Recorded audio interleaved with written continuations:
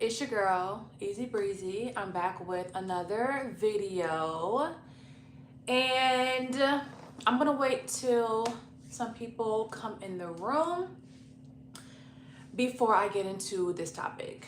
All right. So today we are getting into these haters. Okay, the miserables. Okay. Hey, Lady Gaga, what is going on? Lady Gaga is one of my regulars, okay, in the live streams, period. So, y'all, come on in, come on in. Let's talk about it, okay? Period. Period. Come on, gang, come on, gang. Listen. You gotta leave folks where they had you been, okay? You gotta leave folks where they had you up, okay?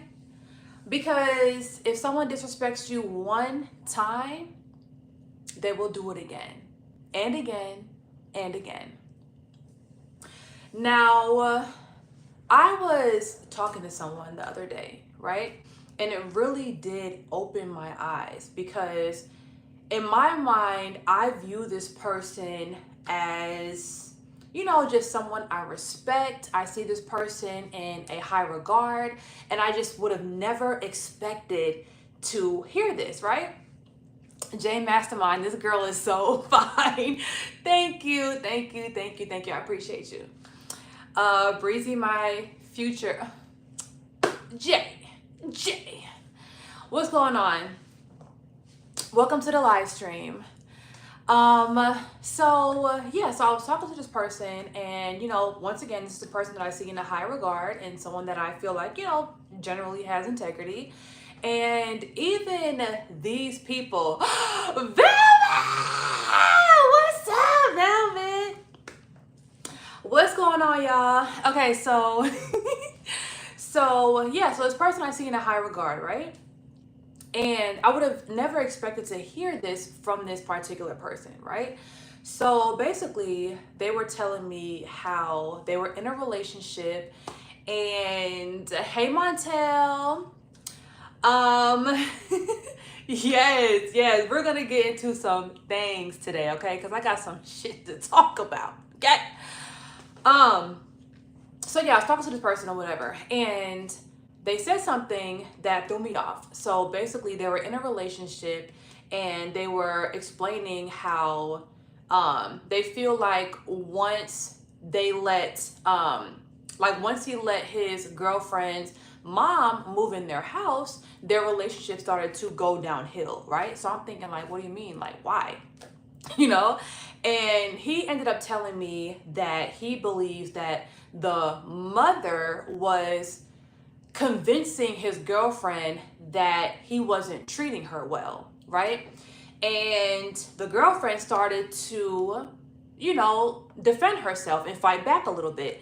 Like, don't talk to me like that and blah, blah, blah. And started to get a little bit more defensive for her own, respect or whatever. And the guy was like, he literally said out his mouth, well, you didn't care how I spoke to you before. So what that taught me, right? Even with a guy that I look at in a high regard, even with a guy that I respect, even people like that still get comfortable disrespecting people.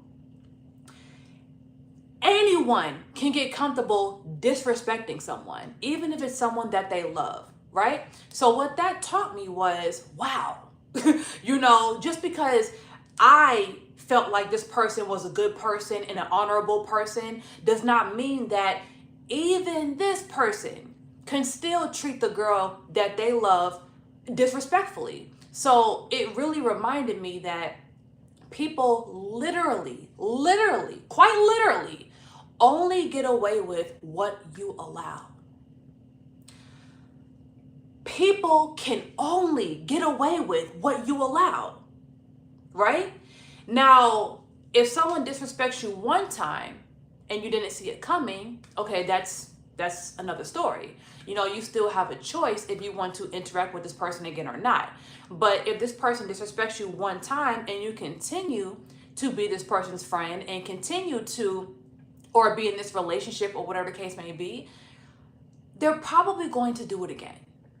Okay? Because now they know that they can disrespect you and still have you around.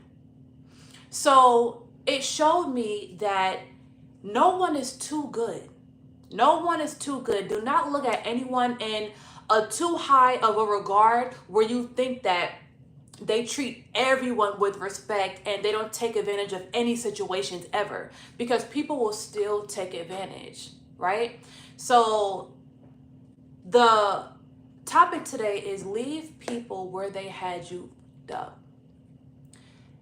This took me so long to start practicing. Healthy detachment, dignity, self-respect.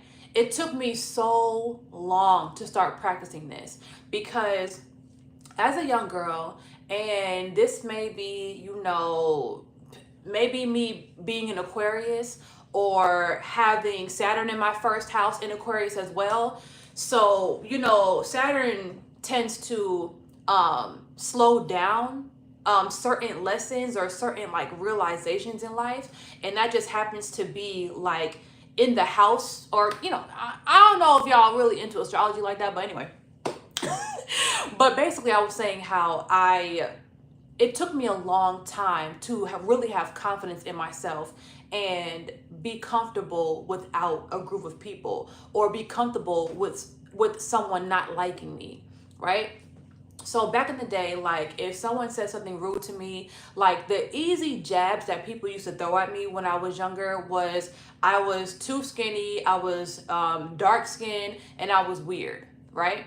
So if someone, like, let's say my friend just randomly says something to me to try to embarrass me in front of other people, because, you know, when you're growing up in school, like elementary school, middle school, people, as long as you're extroverted, like you're like low-key respected in those you know, those environments. Like you don't have to be really like a good person, you don't have to be anything, you just have to be extroverted for people to look at you and like low-key respect you. So people would just bully, you know what I'm saying? Like elementary school, middle school, people just bully to be able to have friends or to have any type of attention. So sometimes I would have a friend that would literally like throw me under the bus out of nowhere, and instead of me like calling it out or not hanging out with that girl no more, I would act like I didn't hear it, because number one, I didn't know how to defend myself. I didn't know what to say. That wasn't something that I had to do growing up in my household. I didn't have to really like do that, you know? So I would try to ignore it. I would act like I didn't hear it, you know, and I would still hang out with that person. And of course, that person would try me at random times on other occasions. And it took me so long, so long. Like, y'all, I'm 32 years old. It took me like literally until I was 31. It took me till I was 31 to really leave people where they had me bent the first time, right? You forgive her? Is that a question, Velvet? You forgive her? So yeah, it took me a long time to really, you know, not be afraid to lose people. You forgave her. I guess so. I guess so. And I'm not the type of person to just be like throwing jabs and throwing shade or even playing like that. Like, I don't even play like that. So I don't know. Things like that used to just throw me off, and I used to try to ignore it because I didn't know how to handle it, right? So as I get older, you know, or as the collective, as we all get older, the pressure gets worse, okay? Men are telling women, oh, if you're not married by now, you're this. Or if you don't have kids by now, you're this. Or whatever the case may be, like you're not a real woman and you're not in your feminine or whatever. So sometimes women can feel the pressure of not being married or not having a family. and they may project that on other women. Like, for example, I had a friend that used to just take random jabs at me being single, right? Now, this is a friend that I also used to vent to about my relationships. So she would say stuff like, girl, you can't never like get along with so and so, or you always, like literally throwing stuff back in my face, right? And at those times she would like throw those little innuendos. I wouldn't really say anything, or I would, laugh or go back and forth with her like in a playful manner. But I didn't realize that she was actually like hating. She was actually like real life throwing jabs. You know what I'm saying? And throwing stuff in my face that I told her in confidence and in private. Things that I was very vulnerable about. So now I feel like when people throw jabs at you and they throw shade, or they disguise the shade in jokes, it really reveals how they feel about you, right? And let's say they don't even necessarily see you in a negative light. They want you to feel as bad as they feel about themselves. They want you to feel lower because they're trying to bring you down to their level. And as someone right now who is really locking in on God's purpose for me, as someone who is getting focused, trying to stay in my flow state and really protecting my energy, I realized I really can't even have one bad apple in my aura. I can't have one bad apple, because one person can really throw me off. One comment can throw me off for days. I'll think about something that someone said to me for like days and days, even weeks, hell, even months. And that is just like I'm not gonna say it's a bad habit, because it's not necessarily a habit, it's a subconscious thing, but I know that my energy can get thrown off very, very easy. So I can't afford I can't afford to have even one hater friend. I can't afford it. So I made a list in my head of things that people do that is a good enough offense for you to cut them off, right? But before we get into that, I want to show you guys the brand new lace concealers that we have on galaxygirlhair.com. So I know y'all loved the lace tint foams, right? Y'all still love the lace tint foams, but I wanted to create a product that's a little bit easier for y'all to use at home, because I feel like not everyone can use the lace tint foams, because it's like a water-based product and it might, lift your lace if you don't really know what you're doing. But it is really hard to mess up your lace when you're using these. So I'm going to show you guys what these colors range from, because we have 10 colors total on the website. And thank you, Val. I'm so excited. So we have 10 different shades, and it comes with an application brush and a melting spray. So you're gonna get all 3 items when you order it in the mail, and normally they're $40, but I have them on sale for $35 right now, just as a launch price or whatever. And I also give you guys clear instructions on how to use it and how to install your wig at home. All right. So when I tell you guys, I have everyone's complexion in mind with this line of lace tint concealers. This is the darkest shade that I have, and it's actually named Velvet. So this is the darkest shade. This is Velvet. This is number 14. And then the lightest one that we have is called, I think it's called Sunshine. And this is the lightest one. So the one that I use is called Chestnut Charm. I know. The one I have is number 11 and it's called Chestnut Charm. So as you can see, the colors really range from light to dark and everything in between. Right. Ew. So that's only 3 out of 10. So if you guys are interested and you do your own hair at home, then go ahead and grab you a lace concealer from galaxygirlhair.com. Also, we have the pre-customized wigs. Now, once again, I really want to make y'all life easier. And I'm like, how can I make my products more efficient and just, you know what I'm saying? How can I make them better? So I'm like, you know what? I'm going to make sure that all of my wigs are fully plucked and bleached before they ship out to you guys. So every single wig on the website, 11A and 10A, now come fully customized. Baby, come on now, okay? Period. So the hairlines are absolutely flawless, y'all. Absolutely flawless. And yeah. And also, y'all know I love giving y'all free gifts. So with your order of any wig on the website, you're gonna get a free headband. So yeah. And now, like I set my website up, so if y'all buy a product off my website, you'll get an email that asks you to give a review if you want to leave a review on my website.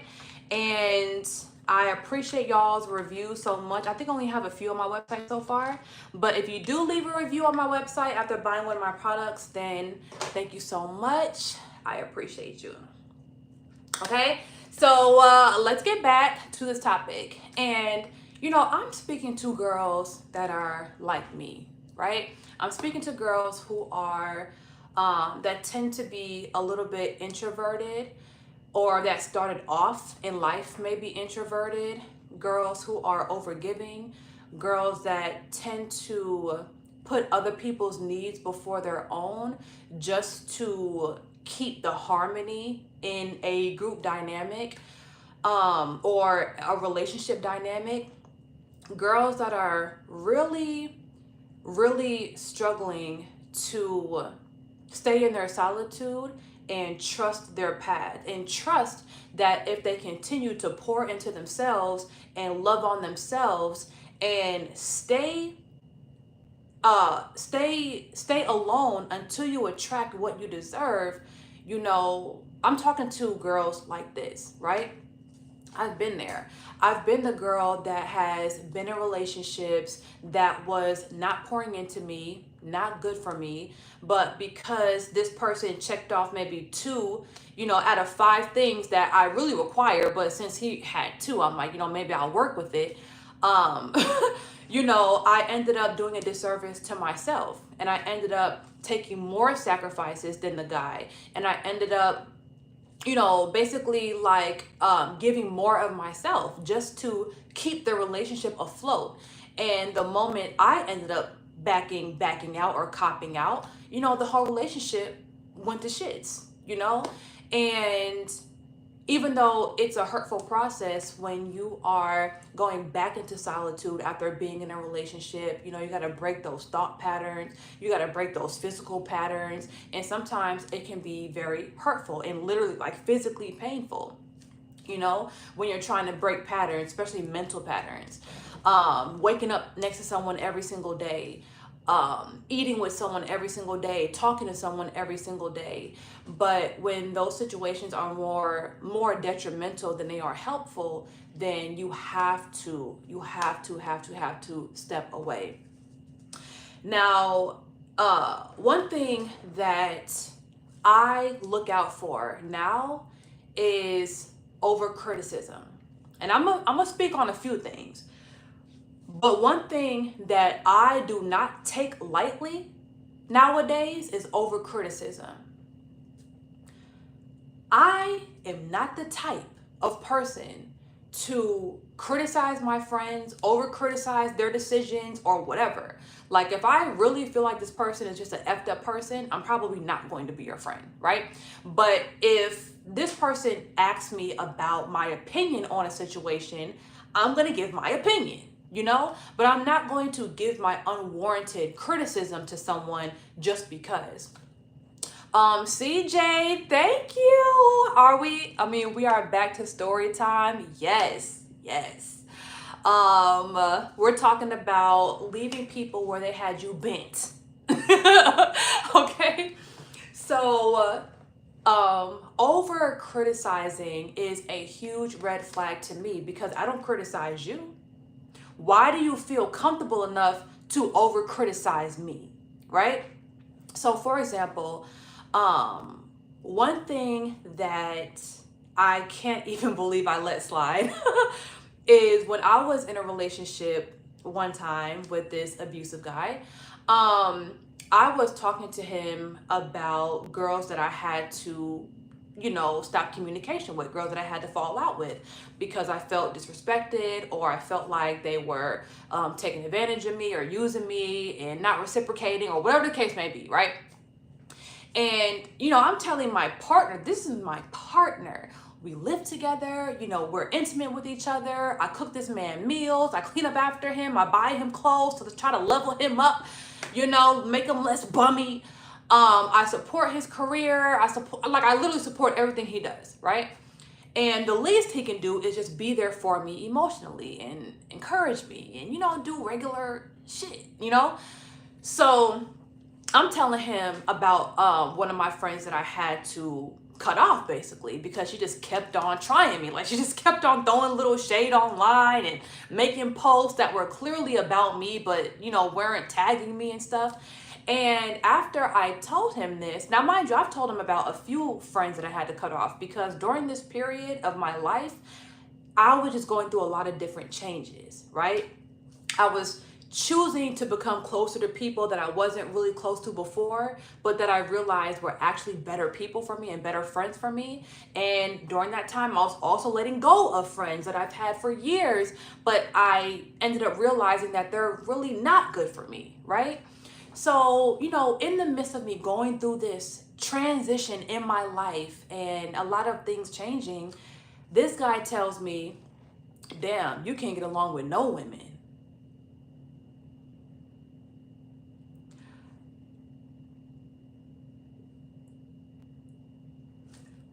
Which is crazy because every time this guy is getting into it with his mother, with his brother, with his sisters, with his cousins and his friends, every time he's having a issue or whatever with anyone in his family or his friends, he comes and tells me, and I don't criticize him. I don't assume that he's the issue. You know what I'm saying? Even though he clearly was the issue in certain situations. Not all of them, but certain situations. But I never made him feel like, damn, you can't get along with nobody. You know what I'm saying? So the fact that he said that to me is just crazy. It's crazy. Other ways people have over criticized me, right? I have a friend or had a friend that I used to be around a lot. And, this person is a great person in many ways. I'm not going to just, sum up their whole life to being a hater. But this person definitely has hater ways, right?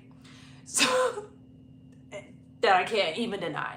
So, me and my cousin got into it because I was friends with someone that she didn't like, okay?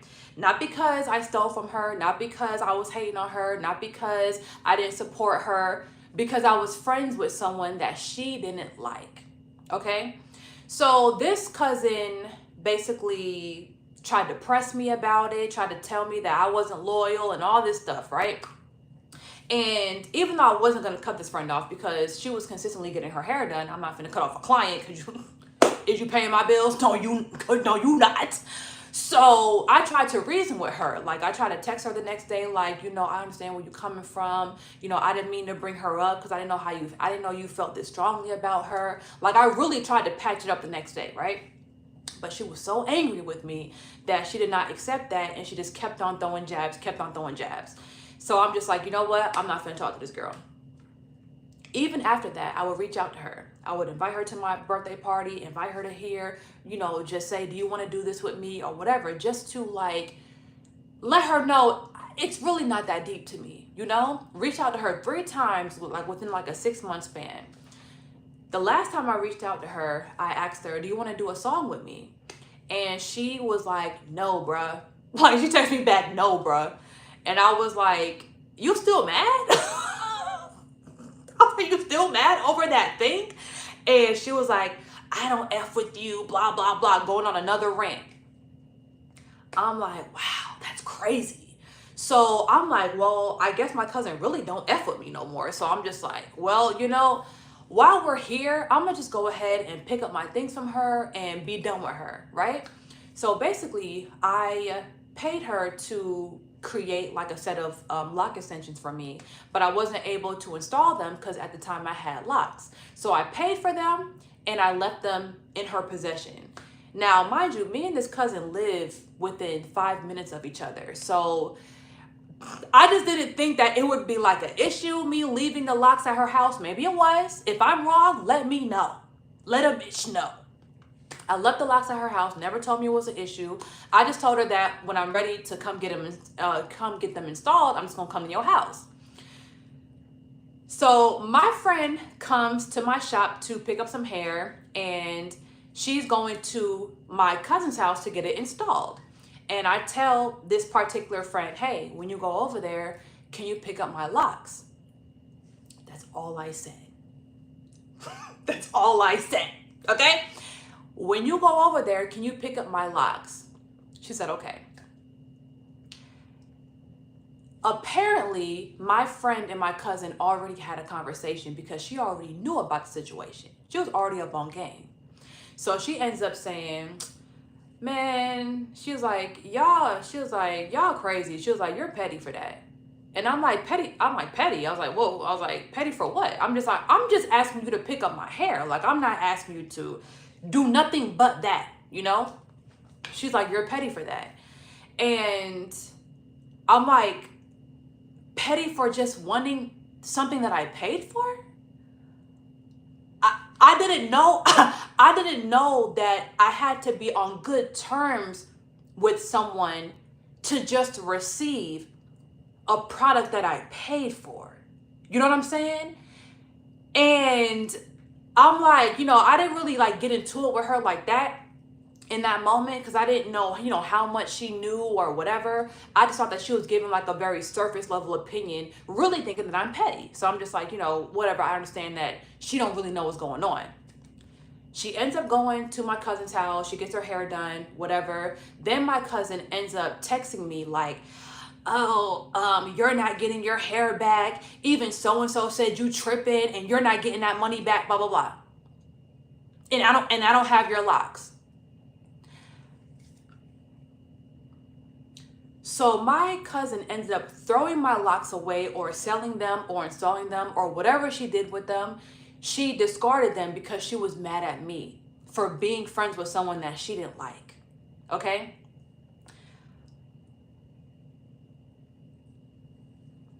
Maybe like a couple weeks later, me and my friend ended up talking about the situation. I didn't bring it up. Wait, did I bring it up? I probably did bring it up. Who knows? We were tipsy. We were at the airport. We was, you know how girls get when we just start drinking. We start talking. So the situation got brought up again, and she once again mentioned how I was being petty, right? So I asked her, what's more petty to you?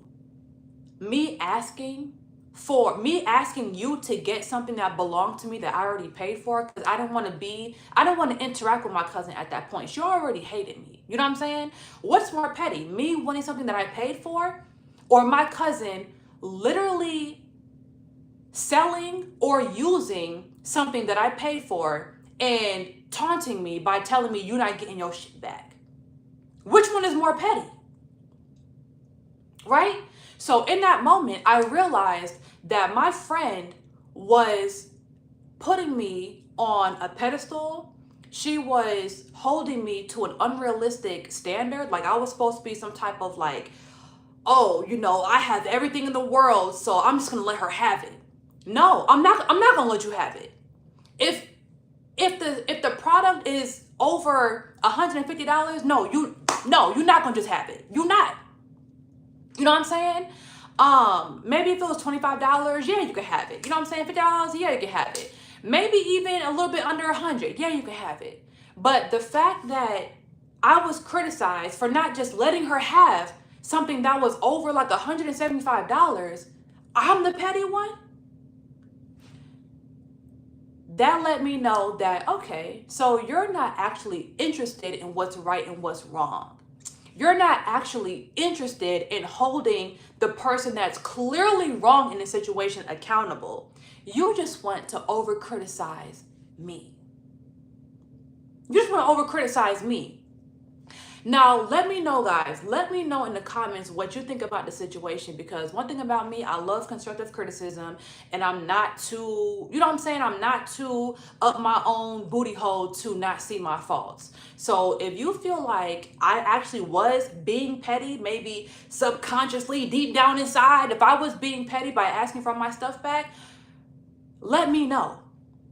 But in that moment, I was like, wow, like, you really don't even care about right and wrong in the situation. You don't even care. You don't even care that I was literally done wrong in this situation. But oh, I should just let it go because what, in your eyes, what, I have enough?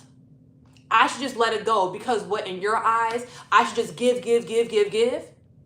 How do you really see me?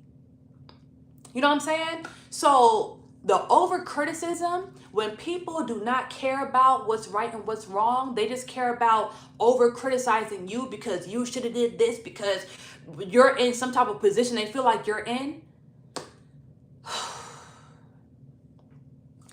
Leave them where they had you bent. Leave them where they had you bent. Okay? Another thing that is something that I don't ignore anymore is microaggressions. Microaggressions are so easy to feel, but they're so hard to clock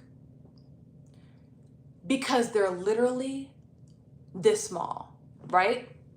So if you were to confront the person and, you know, confront the person on what you think they're being passive aggressive about, they can easily say, oh no, you tripping, or that's not even how I meant it, or they can easily flip the situation. But after experiencing so many microaggressions from people and so many passive aggressive, you know, statements and actions from people, I decided to believe myself when I feel someone is being passive aggressive or showing microaggressions. I chose to believe me. I'm not here to state my claim. I'm not here to convince you why you tried me. I'm not here for that. If it makes me feel off, if it offends me, I'm leaving you where you had me bent. People will try you. They'll never confront you. They'll never take accountability. They'll never be real about what they were actually doing, right? Because maybe they're afraid of losing you as a resource. Maybe they're afraid of losing access to you. They still want pieces of you, right? But they don't want to fully respect you. They still want pieces of you. They still want access to you, but they don't actually want to, once again, fully respect you. Sometimes when you grow up with people, you've known people for years and years, and you've grown up with people your whole life, people feel like they know you, rightfully so, right? But also, how could you, anyways, people feel like they know you, right? And people sometimes get intimidated by you when they feel like you are getting things easier in life than them, or you are further ahead in life than them. And they feel like, you know, in their head, well, me and this person are the same age. Why is this person getting this and I'm not? Me and this person are around the same age, or we're from the same place. Why are they getting things that I'm not?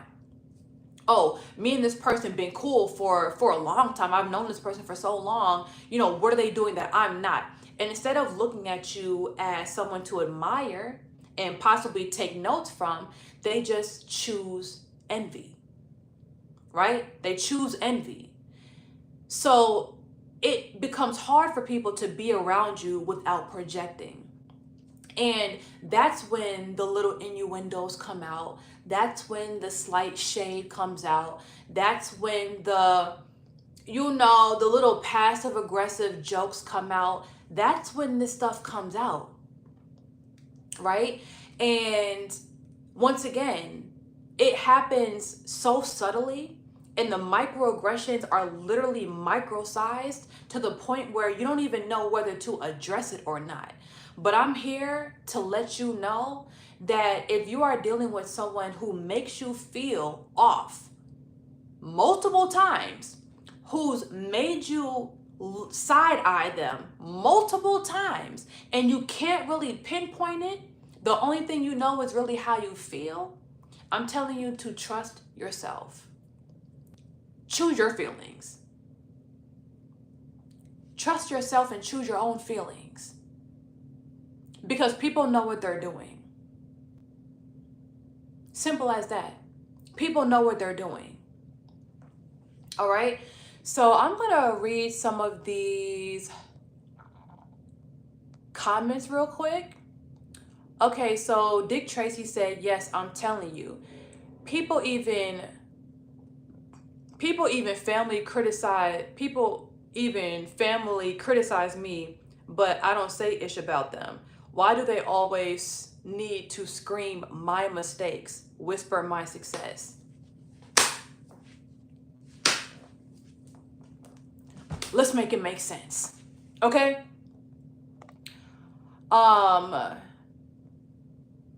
Constructive criticism is the best, not for the weak. It's really not.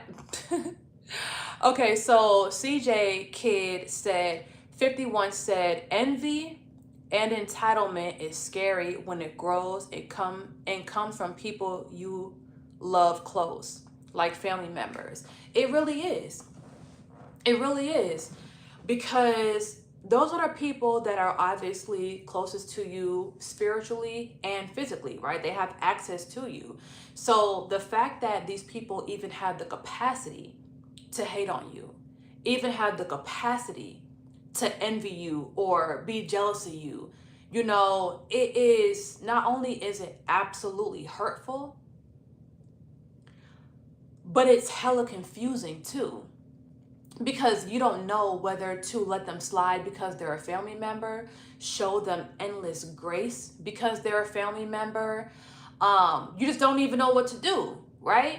But I want to remind you that a hater is a hater is a hater is a hater. No matter if it's your niece, your cousin, your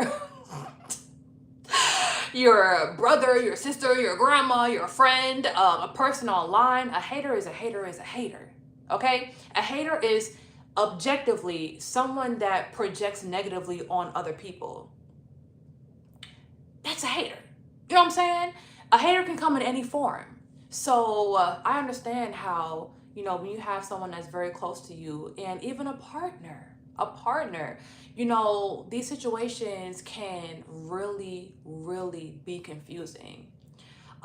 When you have a romantic partner who is constantly competing with you, who is trying to hold you back because they don't want you to outshine them, and they don't want to, you know, feel small around you. So they'll try to low-key sabotage you in certain ways, or low-key try not to support you in certain ways, and fears that you're going to look bigger than them or look more powerful than them.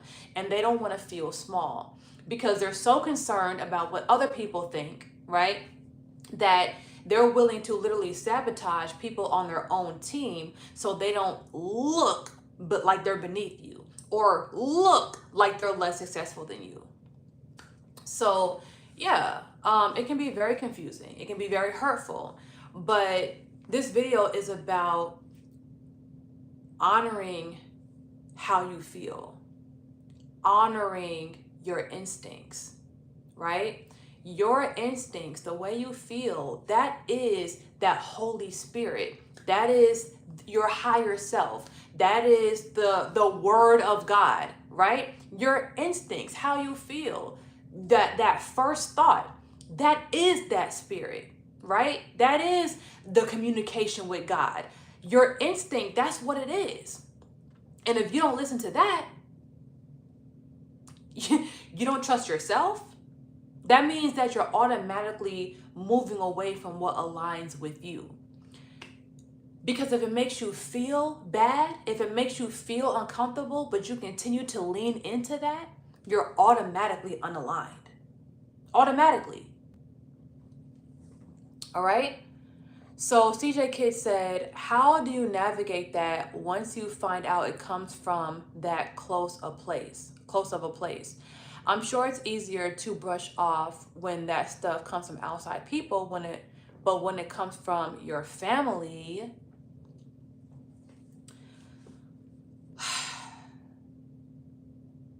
you know what's crazy? This particular cousin that chose to take her anger out on me over something that had nothing to do with her and that didn't affect her at all. This particular cousin has thrown shade, very, the microaggression shade towards me like my whole life, right? But because she's my younger cousin, I look at her almost like a baby. Like, you know what I'm saying? Like, she's my younger cousin. Even though we're born in the same year, she's my younger cousin. So I just look at her like I have to show grace to her, right? Like she's owed grace, or she's entitled to grace because she's younger than me. And I let her slide with a bunch of things. Like, I can go on and on and on about the microaggressions, the micro sabotage, the shade, I can go on and on, right? But I let it go because she's my cousin and I love her. And growing up, my cousins were my first friends because I wasn't, extroverted enough, or I was too shy to speak to people and actually make friends on my own. So I chose to just hang out with my default friends, which are my cousins. It's easy to be friends with you in school because I already know you. But as I started to get older and as we start to, become adults or whatever, the microaggressions start to turn into macroaggressions. Is that the opposite of micro? Macro? But the shade becomes stronger and the disdain towards me becomes more and more apparent. So even though I should have, fell back from her years ago, but I really didn't have the strength to, and I just didn't have the strength to. Now it's easier for me to fall back because I don't fear losing her. You have to really honor yourself wholeheartedly, full body. When it comes to family, it's definitely harder to cut them off or to fall back from them because you think, well, life is so hard, family is all you got. But that's not necessarily true, because anyone that truly loves you and that loves you unconditionally, or not necessarily unconditionally, because there's conditions to everything, right? But people that choose to show you more grace, people that choose to support you, people that choose to give you the benefit of the doubt, what makes them less of a family member than someone that you're technically tied to because motherfuckers had babies and motherfuckers got married, you know? So you really have to ask yourself, what is worth your peace? What's worth it? What's worth it to you? For me in particular, at this stage in my life, I really have to buckle down. I really have to start focusing on myself and pouring on myself so that I can manifest the things that I feel like I deserve and the things that I so strongly desire to have, that I don't have room to be angry at anyone. I don't have room to be side-eyeing anyone. And it's energetic. I don't have energetic room to have people around me that really don't like me. I don't have energetic room to have people around me that don't want the best for me, or that over criticize me, that expect me to give people chance after chance and show people grace after grace, even when it's an injustice toward me. I don't have energetic room for it. I don't have room for it. I only have room for people that love me and support me. It's already enough being an entrepreneur, right? You have to actually believe in yourself. Believe that you can do something that you haven't materialized yet. So you have to have that faith in yourself every day. You have to have that confidence every day. You have to muster up the motivation to even follow your dreams every day. And then you go through dry spells of getting no feedback, getting no support, which is not a problem because it comes with the territory. You go through a dry spell of getting no encouragement, no feedback on what you're doing. So you tend to question yourself a lot. Like, am I even going in the right direction? Am I even supposed to be doing this? Like when you're not getting feedback, it's hard to believe in yourself. So you need as much love as possible. You need as many positive people as possible. You need as much positive reinforcement as possible. And when you're serious about following your path, following your dreams or whatever it is, when you become 10 toes down for yourself, when you become super serious about you, it's not even a personal thing anymore. It's not even, number one, it's not even up for debate.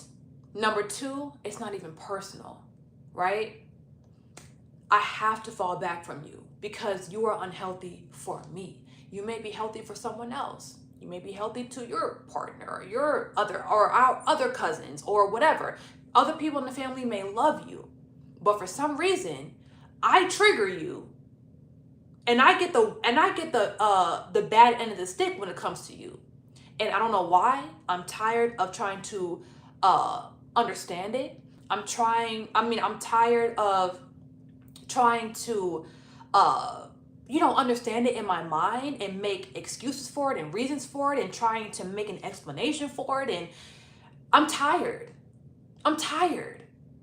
If I never hated on you, if I never stole from you, if I never tried to sabotage you, if I never did the things that you've done to me, I'm not going to try to explain it anymore. I'm not going to try to I'm tired of trying to make sense of it in my mind. At some point, you just have to ask yourself, what is worth it and what is not worth it, right?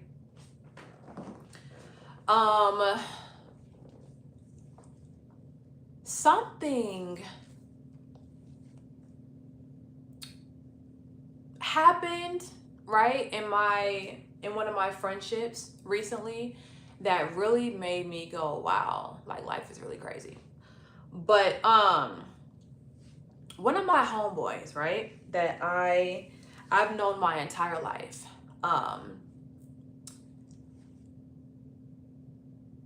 he also knew my ex because we all grew up in the same area, in the same city and stuff.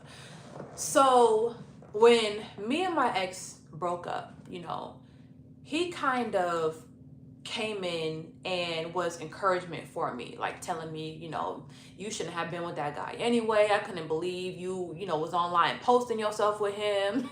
You know, just making me feel like, you know, validated in myself, which I appreciate, right? And one day, you know, I'm online and I'm triggered and I'm just telling my story and I'm just angry and I'm hurt and I'm, you know, exposing more of the things that he did to me in the relationship, right? Not saying that that is a toxic trait, but to people that look up to me, people who are counting on me, seeing me online be angry at my ex and his mistress and seeing me, you know, in that reactive state, it makes people uneasy, right? Because I'm normally like a bubbly person. I'm normally like a, you know, high vibrational person. So to see me in that low vibrational state of mind and seeing me hurt and seeing me, you know, beef back and forth with a random girl online, like it makes people be like, girl, are you okay? So, you know, I went on my little rants or whatever, and he was like, you know, you need to stop doing that because, you know, you need to be over that nigga, you know, whatever. He wasn't good enough for you anyway. And he was like, you know, it's giving, he told me it's giving toxic. That's what he said, right? And in my mind, you know, I did think in my head, why is it toxic that I'm online saying what someone did to me? Why is that toxic? You know what I'm saying? If I was a victim of that situation, why is it toxic to say what someone did to me? And why is it toxic for me to tell my story, right? But I didn't think of it like that in that moment. I thought of it like it's toxic to my brand. It's toxic to my goals. You know what I'm saying? It's toxic to what the path that I'm on. So I took what he said and I chose to see it in a positive perspective, and I said, thank you. I said, thank you. Thank you for correcting me. You know, I don't want to confuse my followers. I don't want to alarm them. You know what I'm saying? And sometimes, you know, my personality can be very, very polarizing, which I realized about myself. So I don't want to, you know, confuse people and alarm people. So, you know, when he said that, I was like, you know, cool. I appreciate that. Thank you for correcting me. I'm not going to address it online no more. I'm just going to focus on my goals. He said, cool. Then I go to his house to hang out with him because we were starting to build like a friendship as adults, even though I've known him my whole life. And I just so happened to be at his house when he was getting in an argument with his girl. Or his ex or whatever. So the ex is downstairs being crazy and, you know, banging on the door and doing all this stuff, right? And I felt compelled. Y'all, I have Jupiter and Libra in my natal chart. I'd be compelled to bring justice to certain situations. It's like I literally be compelled to get people to see each other's perspective, and like literally it's like a I don't know, I can't really describe it. I'm just compelled to help people talk and mediate, right? So I went downstairs and I was like, do y'all want me to help y'all communicate? Like, do y'all need a mediator? That's literally what I asked him. And he was like, no, we don't need no mediator. She needs to get the fuck out of my house, blah, blah. So the girl ended up like literally not leaving. So he ended up inviting his homeboy to the house, you know, to help if anything got out of control, and the guy brought his girlfriend. So now it's all 5 of us in the house, right? And me, the friend, and the friend's girlfriend end up sitting my homeboy down and his girlfriend. And we made them sit at the kitchen table and we were literally making them talk. Okay? So we were trying to, you know, have them apologize to each other, take accountability. Like, we was literally like policing their argument. Like, listen, you stop talking. You explain yourself. Okay, you stop talking. You explain yourself. So I ended up saying, you know, because this guy, he wants to be, or he considers himself to be the leader of their relationship, and the girlfriend agreed, like, yeah, I want to just be soft. I want to be soft around him, and I want him to be the leader, blah, blah. So I'm telling him, well, you need to change the way you talk to her. That's all I said. That's all I said, okay? And he's like, oh, you're a girl's girl. You know, basically insinuating that what I'm saying is not actually facts. Insinuating that I'm just trying to take her side blindly because I'm a girl's girl, right? All I said was, you need to watch the way you talk to her, because when you come at her crazy and you come at her with this high, frantic, you know, controlling energy, of course she's going to be defensive. Of course, because that's not just women.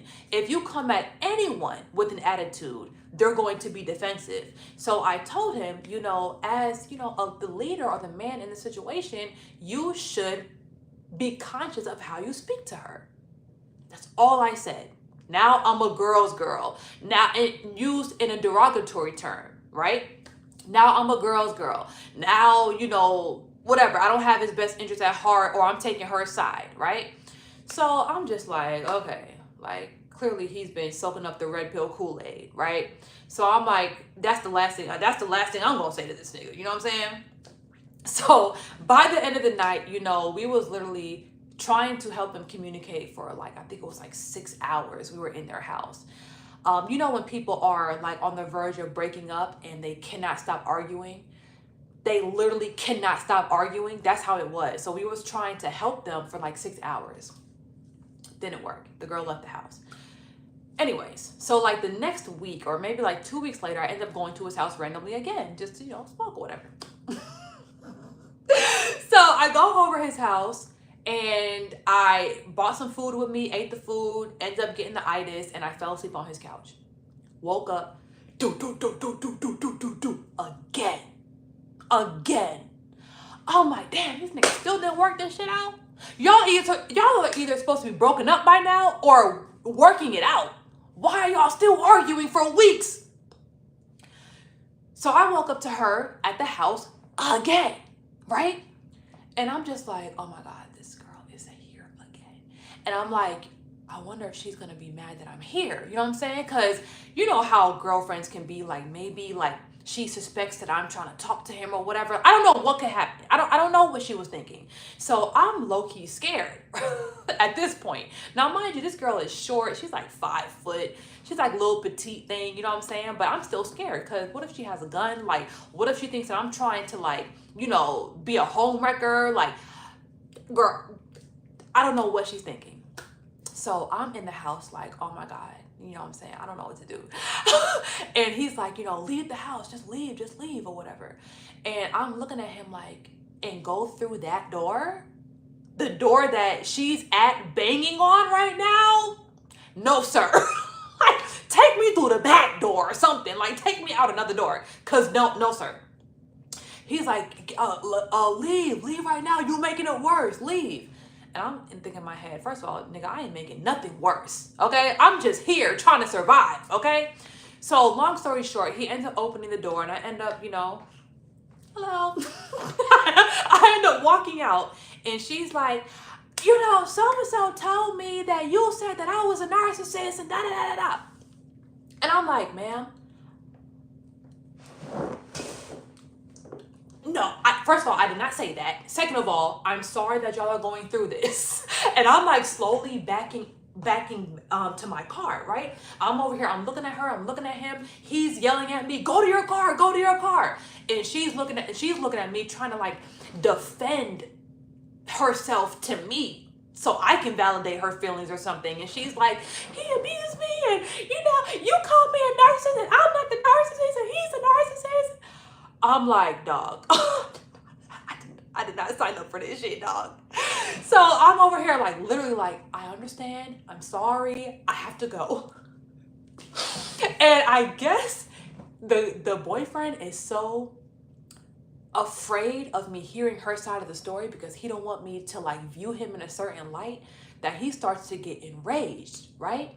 So he's like, get the fuck out my driveway, what the fuck did I just tell you?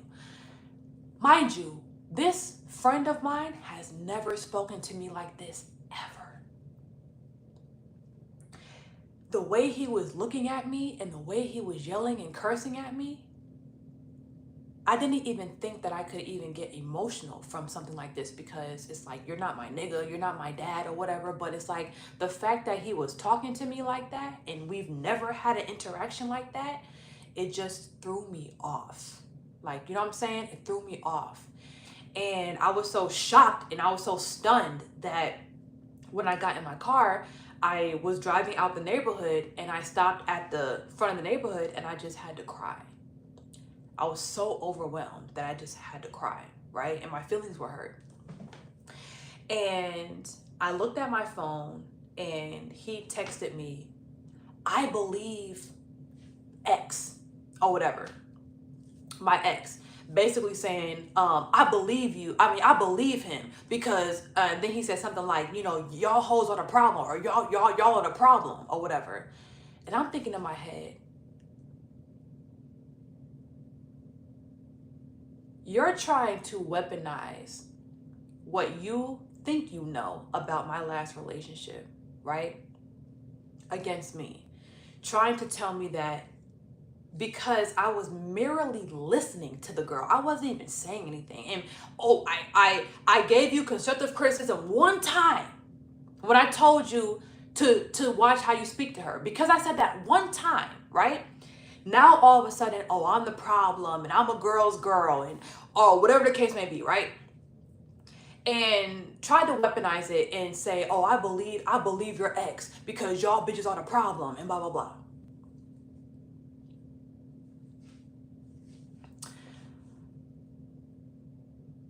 That was hurtful to me, right? That was hurtful because you don't even know what you're talking about, right? You're just trying to hurt me because you're afraid that I'm going to see you like an abuser or see you like anything. First of all, I can't see you as anything that you're not acting like. And it's not even like I'm judging. You know what I'm saying? I kept on telling him, I'm not judging you. I don't care. I'm not judging you. But he was so afraid of how I viewed him. He was so afraid of me seeing him like a bad person or seeing him in the way she was painting him to be, that he was literally cussing me out for even listening to what the girl had to say. Now, mind you, I'm not in a goddamn relationship. I'm not their coach. I'm not their therapist. I don't even want to be associated with them anymore, right? But you're so afraid of me perceiving you in a negative light that even me listening to the girl say what you did to her, it like, I don't know, it just enraged him. It just enraged him. And it's like, first of all, even if I didn't think that you were an abuser before, I think you are one now because of the way you treated me, right? And not even do nothing. So like in that situation, I realized that, okay, so this guy is literally using what I said against me, trying to hurt me by saying that he believes, I don't know what he believes. I don't know why he even said that. Like, what, you believe what, that I wasn't abused in my last relationship? Or you believe what? Like, what did my ex say online that you believe, right? Even though I have proof of things, but whatever, I'm not even gonna get into that. But it was just crazy how he was so quick to just switch up on me, right? The girlfriend ended up meeting me, seeing me, and she was like, are you sad? And I just looked at her and I just couldn't even take it. I just started crying. And she gave me a hug or whatever, and she was like, I'm gonna make him apologize to you because that was not right the way he spoke to you, blah blah blah. I'm like, girl, I don't give a fuck. She was like, come back to the house with me. I'm gonna make him apologize. I said, girl, I don't care. Like, I said, I will let him apologize to me on his own time if he even wants to. But I'm not gonna go back to your house and make him apologize to me. I don't give a, I have a happy life. I got all my family members. I got a business. I'm going back to my happy life. You know what I'm saying? I stepped foot in your universe for 2 days and I highly regret it. Okay? So, I really don't even remember why I even brought up that story for real, but it just reminded me of, once again, going back to the topic, you don't have to accept certain things from people. You just don't have to accept it. Even though I understand that him and the girl were going through, like a big argument, and maybe he was just so afraid of me perceiving him in a certain light, and he didn't want me to hear what she was saying about him and stuff like that. Like, okay, I get it. People are irrational when they're in, domestic, toxic domestic situations. So I understand that, you probably did mean that, but you didn't plan or expect to say that to me. And I have enough grace and logic to acknowledge that, right? But the fact that that was even said to me, and that was even used as a weapon to make me feel like my true experiences didn't happen, or they were invalid, or whatever, just because you feel exposed, I don't have to deal with it. I'm not your mama. I'm not your daddy. You know what I'm saying? I don't have to deal with you. I don't have to give you grace. I don't have to forgive you. I don't have to. I don't have to. Before, I thought that I had to give people grace, because if I wanted to be a loving person, if I wanted to be a thoughtful person and this humanitarian and live up to my Aquarius energy, and if I want to be this girl, I have to forgive. No, I don't. No, I don't. No, I don't. I don't have to forgive. The only thing that I am required to do is protect me. So once again, going back to the subject of the video, leave people where they have you up. Leave people where they have you effed up. Leave people exactly where they have you bent. Because at this stage in life, your biggest priority should be to protect your own energy. Not to give people endless grace, not to give people endless compassion. If you feel the need to turn your anger onto me because of what this girl is doing, I ain't nothing to you. I'm not nothing to you. So it just, just reminded me once again to protect myself. I have to protect myself. I told my brother about the situation when I got home, and he was like, Kia, he was like, that is not your friend. He was like, don't ever go back to his house again. I said, okay. Okay, so CJ said, you opening up about the troubles of opening up about your past issues makes me feel crazy for asking for more stories from you. Low key, I didn't think about it from that point of view. When it comes to doing these story times, I've tried to get away from doing these. I really did, because even though when I first started doing them on YouTube, I was doing them for years. Not consistently, but for years. It made me feel like I was helping other people when I told my stories. It made me feel like if I could tell my story and see a lesson in it, then I feel like I'm doing a service to someone else, right? But as time went by, and people, right, some people, whatever, I'm not going to say any one specific, but a few people in my life tried to discourage me from doing these story times, because they were saying that I was being too personal, I was being messy, I was, I was damaging my brand, whatever their opinion was. And I was discouraged from telling my stories. So I said, you know what? Okay, I'm gonna try to change these lessons up a little bit. I'm gonna try to only speak to other people like, you should do this, and you should, talk to whatever you like, you should. And I would try to avoid referring back to me, right?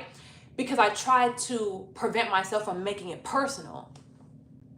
But every time I tried, it's like it's a subconscious thing. I would always go back to my perspective and what happened to me. I just can't help that. It comes natural, right? So then I stopped doing videos. I'm like, well, if I can't stop talking about my own self, if I can't stop, talking about my personal experiences, and if it's damaging my brand as much as, these 3 people is saying, I'm just going to stop doing them. Because I don't want to feel overexposed. I don't want people to judge me. I don't want to just feel exposed to extra criticism and judgment, because I don't even know if my little achy breaky heart can even take it. And then I realized I don't care.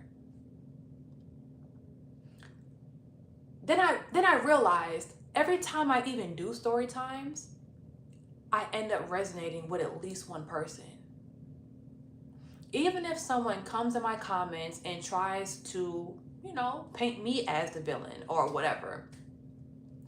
Yes, that is a possibility of telling your business online. That's a possibility, right? But helping someone and resonating with someone is so much more important to me than being judged, that now nothing can stop me from doing these story times. Because it's this type of content that helped me understand myself from other people. Other people's story times, other people's personal experiences helped me navigate my own issues. So who I am is who I am. I can't be anyone else. I can't present like anyone else. I have to be me, or I have to just crawl under a rock and be nothing. And I'm not doing that. So I'm just going to be me. And whoever resonates with my stories and takes the lesson from it and can apply it, that's all I ask for. That's all I ask for, right? And if someone is in my comments telling me I'm telling my business too much and I'm messing up my brand and I'm getting too personal on my channel, then maybe you should watch an AI channel. Maybe you should watch robots. I don't know what to say. We get real personal here. Ask God. Okay, so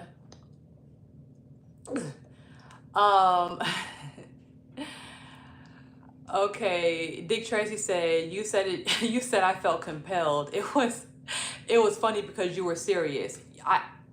When I tell you, y'all, I'm a low-key shaman, right? Very low-key. I've already made business cards of, giving people shroom medicine and encouraging them to be out in nature. Like, I've already had a client before. We went to the park. I made him say, positive affirmations. I gave him, the shroom tea or whatever. And I was with him for an hour until he felt comfortable to, start hiking by himself. And when he told me he was comfortable, he went on his hike. And I was checking up on him like every couple hours, like, are you good? Are you good? Are you good? And by the end of his trip, he told me that he had a great time. Like, he was enlightened. A lot of things in his mind he got to address. He said he was emotional during the trip. Like, I'm a low-key shaman, okay? I have a inclination to try to heal people, like, honestly, like mentally and spiritually heal people. So besides me, being a very low-key shaman, which I might, lean more into later on in the future, but I also offer mediation services. I will make you talk to someone And I will make you take accountability and say sorry to them. I will make them take accountability and say sorry. And I will get you motherfuckers communicating. I've literally offered mediation services to at least like 5 people. Like when my friend basically stopped talking to like one of our other mutual friends, I was like, do y'all need a mediator? Once again, when not my boyfriend, but when my homeboy got into it with his girlfriend, I was like, do y'all need a mediator? Because I promise you, I can bring some clarity. Trust me, I know how. When I was in my last relationship, I read a book called, well, I didn't read the whole book, but I read some of a book called Never Argue Again. And basically it was showing you how to communicate and how to comfort someone else, validate someone else, while also getting the validation that you need from that person, so y'all can move on from certain situations. And I was arguing, me and my ex was arguing like cats and dogs every other day. So I took one of the exercises from that book and I made us do it. And I basically made him write a list of 5 things that he admires about me and 5 things that he wants me to apologize for or he wants me to change. And I did the same thing. And we ended up, you know, alternating back and forth. And by the end of all the questions, we were literally, it was like a huge weight lifted off our shoulder. So I want to take those skills and help other people. Like, I hate to see couples breaking up. And yes, I understand that maybe some people should break up, but if it was me, I would have appreciated someone coming in my relationship and trying to mend things, or coming in my relationship and actually wanting to see me and my ex work and saying, well, what did you do to her? What did you say? And, you know, trying to get down to the bottom of it so we can move on and take accountability and move on, you know? But when you don't have any elders, when you don't have any adversaries, when you don't have people that are more experienced than you, that are older than you, that are looking at your relationship and obviously seeing the problems, being on the outside and knowing how to fix it, when you don't have people that really care about you and this person, and when you don't have people that actually want to see y'all work, it's only y'all two. And clearly y'all don't have the motherfucking tools. You know what I'm saying? So it's like, in my last relationship, I really wanted people, like I wanted to bring people in as support. So I told me and my ex, you know, let's appoint someone that you trust in your family and someone that I trust in my family to help us mediate when we are bumping heads. So he appointed his mom and I appointed my dad at the time. And yeah, we basically treated them as like elders, you know what I'm saying? And even though that didn't really work as much as I thought it would, because his mom was basically coddling him and my dad was coddling him at the same time, it just showed me that, you know what? I'm going to help other people. If people are breaking up and not getting along, I'm going to, if I know about it, I'm going to offer someone that cares about both of y'all. I'm going to be that person that cares about y'all relationship. I'm going to be that person that's going to make y'all communicate and bring clarity. And I just decided that that's what I wanted to do, right? Another aspect that I feel like, or another manifestation of my Jupiter in Libra, I just want to bring balance and peace. So even though I've never necessarily had a successful client, a mediation client, because obviously, you know, him and that girl are still going at it, you know, that's what I want to do. You know what I'm saying? Like, yeah, I do hair, yeah, I do YouTube, I do things and stuff like that, but I have other spiritual gifts and communicative gifts that I would like to share with other people or whatever. Anyways. Oh man, you right. Your friend is tripping. You a girl's girl. It's crazy because it's like, first of all, why are you trying to weaponize that? Breezy, you funny. What if she has a gun? Like, no, for real. I was like, yo, I am literally in a dangerous situation. I'm literally in the middle of a domestic dispute. Like, this is dangerous. CJ Kid said, I remember seeing your stories first on Instagram. I know, y'all, I be crashing out sometimes, but I'm really trying to like never do that again. And if I do want to crash out, I have to think of a way to alchemize it into a piece of content that is helpful for me and other people. You know, I can't just be crashing out for no reason. Okay, so Dick Tracy said, when you don't care, you won. Kanye said, I'm not afraid to be embarrassed. Get out the matrix. You definitely helped me in a positive way. Time will tell. Dave Jones said, story times are the best way to share your experience on social media. Thank you. Thank you. I really needed to hear that because, you know, some people try to make me feel so bad about doing this. And it's like, okay, you know, maybe this is not your way of healing yourself or giving advice or whatever. Maybe it's not your way. Maybe you feel uncomfortable about, you know, telling stories online and getting people in your business or whatever, but really I don't see it as putting people in my business. I don't see it like that because these stories have already happened. You know what I'm saying? This is stuff from the past. So it's not like you can take any of my stories and throw them back in my face and actually offend me, because everything that I tell y'all, I've already analyzed in my own mind for months, if not years. Everything that I tell y'all, I've already held myself accountable. I've already, you know what I'm saying, like healed from it, maybe for the most part. So there's nothing that anyone can tell me that can make me feel bad about telling a story that already happened. It's already gone. You know what I'm saying? So yeah, I understand that, you know, telling your business and, you know, putting yourself out there, it can make you feel very open and vulnerable, and that can be a very uncomfortable feeling for a lot of people.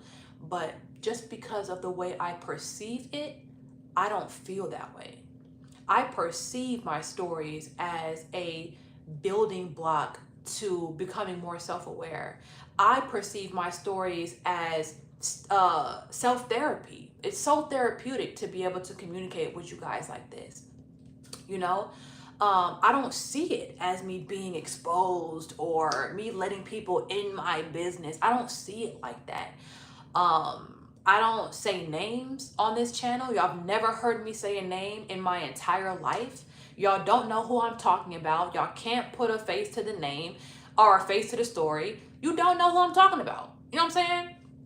So it's like, damn, if it's not affecting you, why you worry about me? Oh man. So I do want to say, I do want to take a little time out and say that my private coaching call in the Feminine Beast Mode community last Sunday went amazing. Okay, I went into detail about starting a product line and creating content that actually sells your products, and it went great. We didn't have a huge group, but it still went really, really good. So if you are interested in starting your own product line, growing on YouTube, attracting paid sponsors, any of these things, I give you guys my whole experience with growing my brand, growing my channel, creating content, making 6 figures in product sales. And I am basically, you know, I basically have a coaching community, right? So if you are interested in having a coach, having a mentor, so you can grow your brand outside of your regular content that you do for fun, or if you are a service provider and you want to start building online and selling products and making money outside of your clients, then the Feminine Beast Mode community is perfect for you. I also have a 7-day content challenge where once you sign up, the automatic emails automatically start. So only start when you're ready. I suggest you start the challenge like on a Sunday, or something when you're actually ready. But to prepare for the challenge, you need raw footage. So I'm going to talk about this more on my channel. I haven't been talking about it lately because I've just been building so many things behind the scenes. Now I'm just like figuring out a way to actually communicate this stuff to you guys and actually, like, you know. But I have courses, I have ebooks, I have a whole challenge where you get a downloadable ebook and you get the audio version. You get a week's worth of email flows of advice, tips, and motivation to help you make better content. Like, we're set on the back end. But as far as, you know, getting you guys involved, then I'm just going to, you know, keep talking about it and see if, you know, I have people on my channel that's interested in actually growing on YouTube and making better content and, you know, getting paid from sponsors and starting product lines and things like that. So, you know, I will include the link to the Feminine Beast Mode community below, but also I have some Galaxy Girl links of my wigs, the lace tint foams, the concealers, and my other like top 5 products are in the description box as well. So yes, you guys. Okay, so CJ Kid said, still hope you're getting some rest, including your private lives. You've been doing lives 4 days straight along with your hair work. I know, don't burn out. Thank you so much. I think I may have asked you before, but how do you deal with burnout? Now, for me, obviously, I am no stranger to burnout. I will literally go ghost for months, right? But this is what I learned about burnout. Burnout isn't necessarily a physical thing, right? Because when we're burnt out, it's not like we're in our bed sleep for 3 weeks, right? We're still able to get up and move. So it's not a physical burnout. It's a mental burnout, right? Now, for me in particular, and for most people, right? We have to take into consideration what mental, how we are exercising our minds, right? What mental strain we're adding on our brains, right? So let's say we have a cup of energy every single day. And every time you record content, that takes a little bit of mental energy. Every time you maybe read a book, that can take a little mental energy. Every time you work on your business, that may take a little bit of energy. Every time you study something or, you know, you learn a new skill, that can take some more energy. Okay, you just bought a course on trading. Okay, you just read 10 pages of that, and that takes a little bit more energy. And we have a reservoir of energy, right? Now, let's say we still have that same amount every single day we wake up, it just refreshes to that same amount. We still have to run our business. We still have to learn and, you know, learn from books and courses. We still have to work, right? But then we're also using the rest of that energy to be on our phone. We're using that rest of the energy to smoke and go out, or whatever the case may be. We're using the rest of that energy to watch TikTok for 6 hours straight. And we're using energy that doesn't even add to our life, right? So what I learned is I'm not necessarily burning out because I'm working on my business too much. I'm burning out because I'm spending my energy on things that don't even matter. So what I had to do was I had to let go of certain habits, right? What is taking my energy? What is pulling from this reservoir? The main thing that was taking from my energy is being on my phone. Because when I'm on my phone for 7 hours a day, that is energy that I could be using to be learning something to better my business. That is energy that I could be using to finish up this $300 course I just bought and didn't even read 10 pages of. You know, I could be using that energy for other things that can actually help me move forward. But instead, I'm using that energy for things that don't help me at all. So the burnout comes when you're using energy, but not in a productive way. So the way to prevent burnout is not by not working hard. It's not by, not working on your business every single day. The way to avoid burnout is to cut out all the things that are taking your energy and not pouring into you. For a lot of us, it is our cell phones. It is scrolling through TikTok. For a lot of us, it is smoking and using smoking as a whole activity when we really could be reading a book, right? So we just have to ask ourselves, what am I using my energy for? How am I distributing my energy? So let's say, once again, you have a reservoir of energy. You start with the same amount every single day, and you're using 90% of it to slack off and bullshit, right? By the time you have that rest of the 10% of energy, that probably goes into taking a shower and just making sure that you're alive, right? That whole day, you didn't learn how to build your money. You didn't learn how to increase your business. You didn't learn how to make better content. You literally wasted the energy. So when you go day after day after day after day after day, wasting energy, wasting that, when you go day after day wasting energy, that's when you start to feel stagnant. And once you feel stagnant, that's when everything goes downhill. That's when everything starts to go downhill. That's when you start to feel discouraged. That's when you start to feel cloudy-headed. That's when you start to feel lost. And then you have to literally rejuvenate your energy by just doing nothing for a whole month straight. So that's the burnout, right? So, once again, if you want to avoid burnout, you really have to stay present, and you really have to get rid of bad habits that take mental energy, cheap dopamine hits. You got to cut them out. Whew. I'm still learning, you know what I'm saying? And the reason why I describe the burnout like that is because I was on a streak, literally on a productive streak. I was making my courses. I was just really locked in. I was finishing everything. I was building my community platform.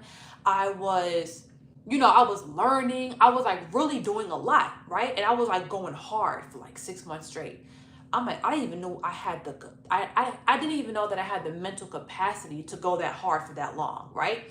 And I was thinking to myself, why didn't I burn out yet? You know what I'm saying? I'm over here working every single night. I'm reading this, I'm creating this, I'm editing, I'm doing voiceovers, I'm building this, I'm learning new things, and I did not burn out, right? I didn't burn out at all. But then, once I started to actually put out content, right? I wanted to, see people's feedback, normal type shit, So I would post something, and then I would be on my phone all day, responding to comments and going back to the post and see if my views went up, and going back to the post and seeing if my likes went up, and going back to the post, constantly spending my energy just doing stuff that didn't help me grow. You know what I'm saying? Looking at my Instagram 10 times a day, looking at my YouTube channel 10 times a day, responding to comments and seeing if I got one more like and one more view. That's what made me burn out. It wasn't me being productive. It was me wasting energy. So when I, when I got to the point where, I was finally, okay, I built my systems up. Now it's time for me to start putting out content, start promoting and stuff. I got a little bit lost in the sauce of me looking at the validation. Do they like it? Do they want to join my community? Do they like my courses? Do they like it? Do they like it? Do they like it? Do they like it? Do they like it? I was so worried about the feedback that I ended up literally burning out, literally. you know? So in order to stay in your flow state where you are constantly creating and you never get burnt out, you have to eliminate distractions. You just have to. You have to eliminate distractions. If you need your energy to build yourself up in a certain way, and you're using half of that energy to party and bullshit, you're gonna burn out.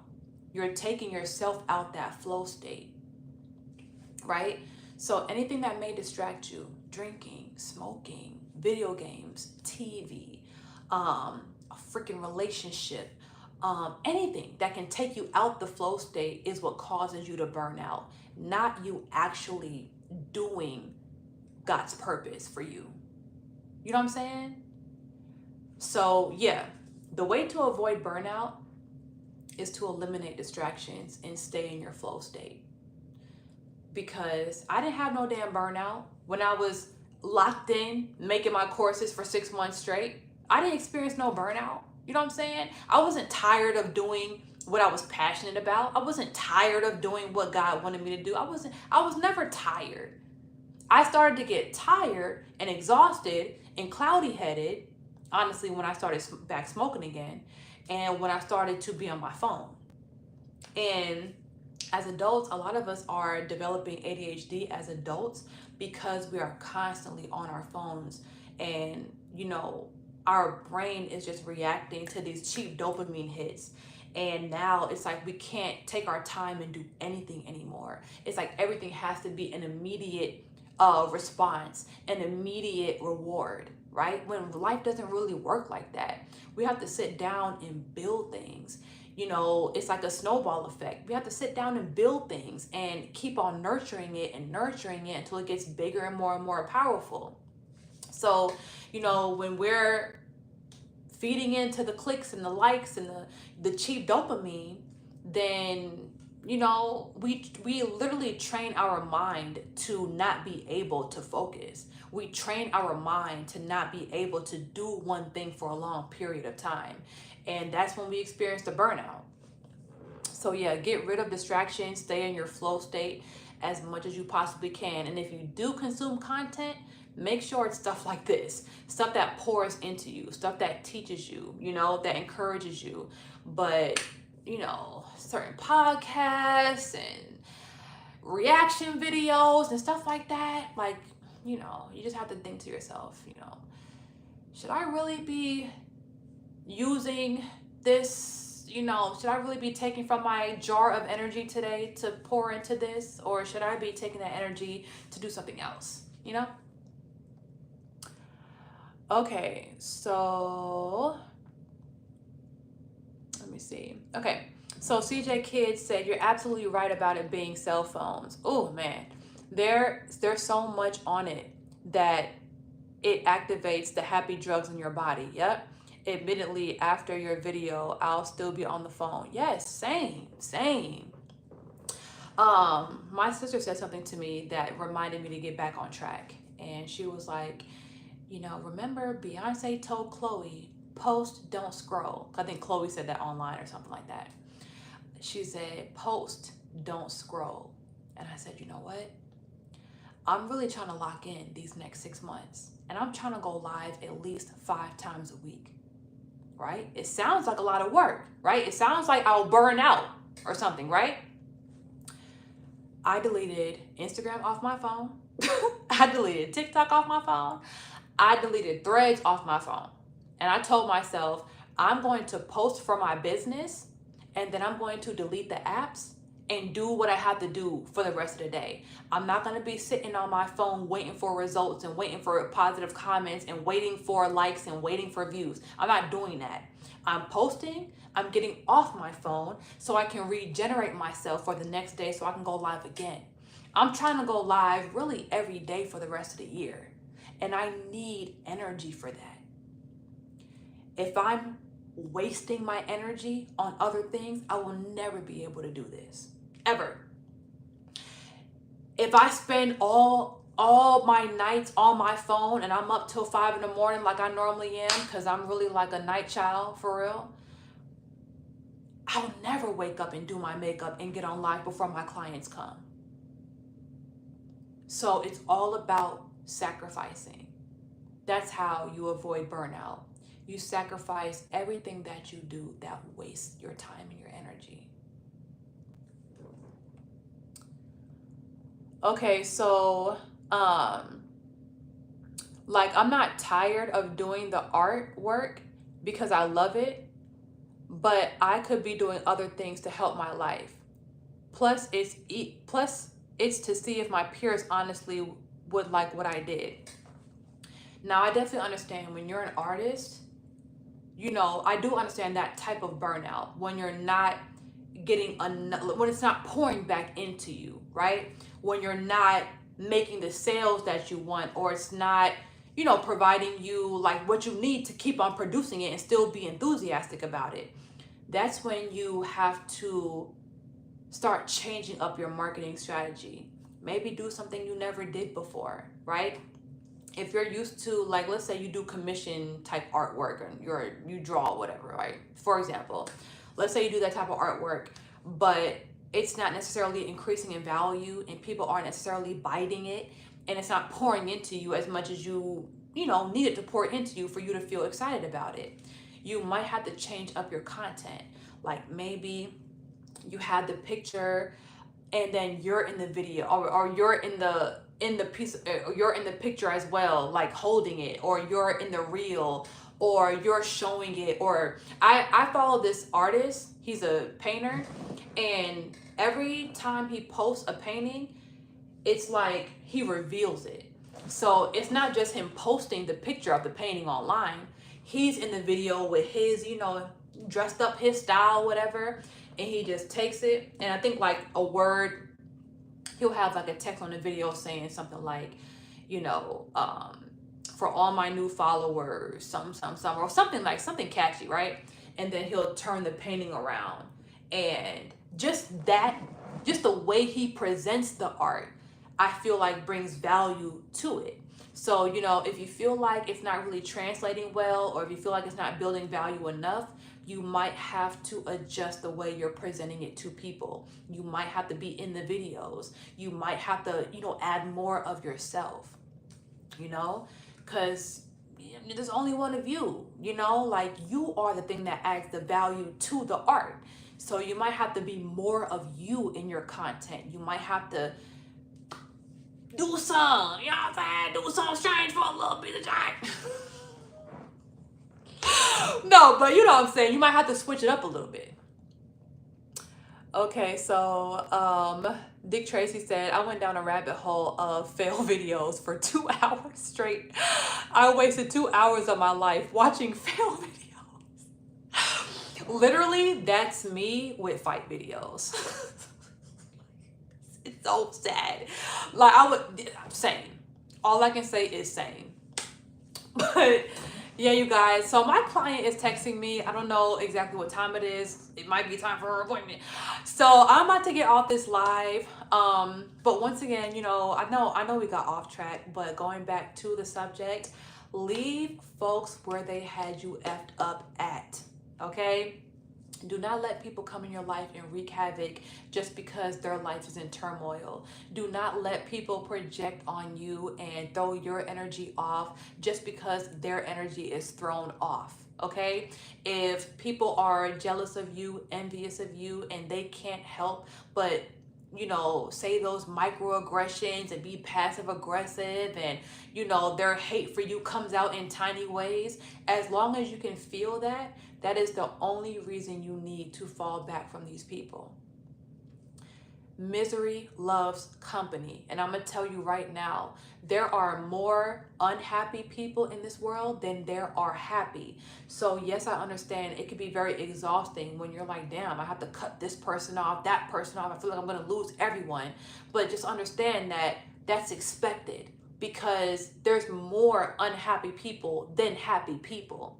So if you have to cut off 8 people this year, then it is what it is, to protect your energy, you know?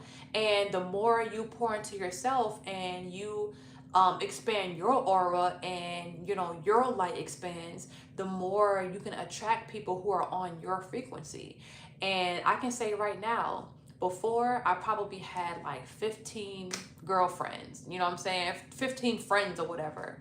And they were all, not all, but I had different issues with, it was very individualized things or whatever, reasons why I cut them off or whatever. And I would rather have the 5 solid, high vibrational, loving, supportive friends that I have right now than the 15, 20, 30 girls that I had around me before that were just trying to take something from me. And when they couldn't have that thing from me, they would throw little innuendos. They would try to be passive aggressive. They would like just have this super entitled attitude, right? So at the end of the day, we are in the 3rd quarter of 2025. We have 5 more months to get it popping.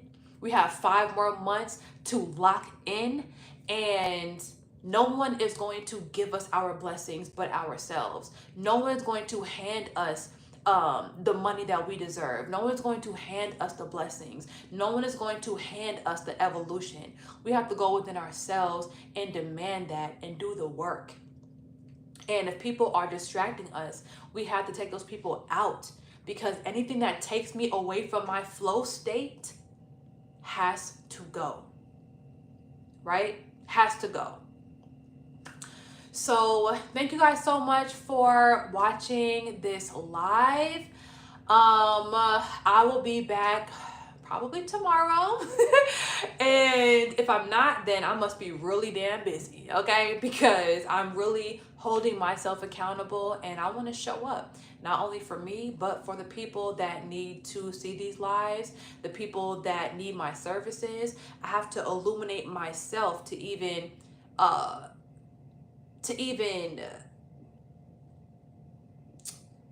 make people see me and bring awareness to what I have to offer, right? So I told myself I have to show up, I have to show up, I have to show up, because I'm not going to really be able to go into the services that I want to provide people, the spiritual services, the brand and the business services, if I don't let them know what I can do, right? If I don't let them know what I can do for them. And my channel is mainly, hair tutorials, and that's what I built my channel on. So now I'm pivoting into more business and more spiritual, and I'm in the process of building a new audience. So, y'all may look at my subscribers and think that, oh, I'm big and I'm this and I'm that. And I'm kind of starting all over, low key. I'm trying to reach out to a whole new audience, low key. You know what I'm saying? So if you are growing your channel and you want to be in this journey with me and go live every day and post content every day, in the name of building a strong foundation for your business and what you want for yourself, then let's do it together, right? So once again, I will see y'all later. Thank you so much for tuning in, and I'll see y'all in the next stream.